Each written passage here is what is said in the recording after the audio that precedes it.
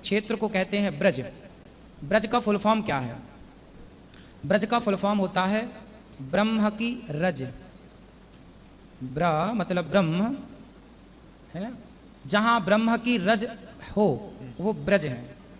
ये ब्रज मंडल वो है जो यमुना जी हैं, ये कौन है? साक्षात बैकुंठ में जो नदी है विरजा, विरजा ही ये हैं। ये वृंदावन कोई पृथ्वी का टुकड़ा, पृथ्वी का हिस्सा नहीं है। जब भगवान लीला करने आए तो भगवान ने विचार किया कि मैं कहाँ लीला करूं। तब भगवान ने बैकुंठ से कहा कि पहले आप जाओ। तो बैकुंठ का ही एक हिस्सा वृंदावन के रूप में यहाँ प्रकट हुआ। तो ये वृंदावन जो है ये बैकुंठ है, ये सामान्य भूमि नहीं है। यहाँ की पॉजिटिविटी, यहाँ की सकारात्मकता अन्यत्र की अपेक्षा अधिक है, आप महसूस करिएगा।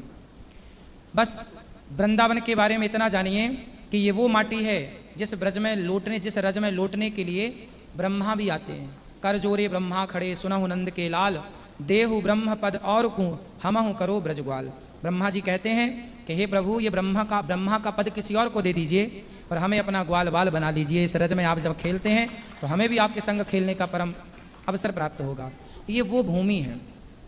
इस संसार में, इस भारत में ऐसा कोई संत ना होगा जो संत वृंदावन ना आया हो। यहाँ केवल भगवान की रज है ऐसा नहीं, भगवान के भक्तों की भी रज है। भगवान से मुक्ति ने कहा कि मुक्ति कहें गोपाल से, प्रभु मेरी मुक्ति बताओ। तब भगवान ने कहा कि पड़ी रहो या ब्रज में, साधु संत चली जाएं और उड़ उड़ रज मस्तक लगे तो मुक्ति मुक्त है जाए। मुक्ति को विमुक्त करने वाली यहाँ की धूल है, जहाँ भगवान की चरणों की रज है, भगवान के भक्तों की चरणों की धूल है। तो ये श्रेष्ठ धाम है, इसकी महिमा क्या कहें।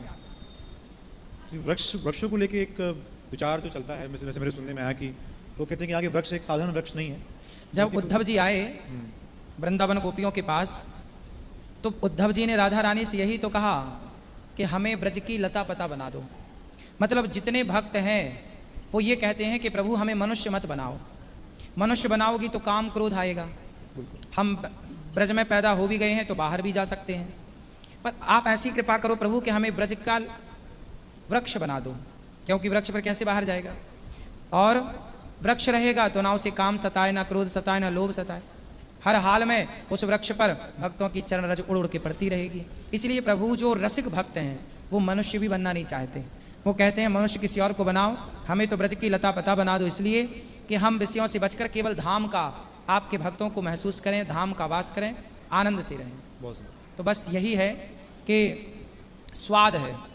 जैसे भूखे को भोजन में स्वाद मिलता है, प्यासे को पानी में स्वाद मिलता है, शराबी को शराब में स्वाद मिलता है, गंजेड़ी को गांजा में स्वाद मिलता है, ऐसे रसिक भक्तों को ब्रज मंडल में अपना एक स्वाद प्राप्त होता है।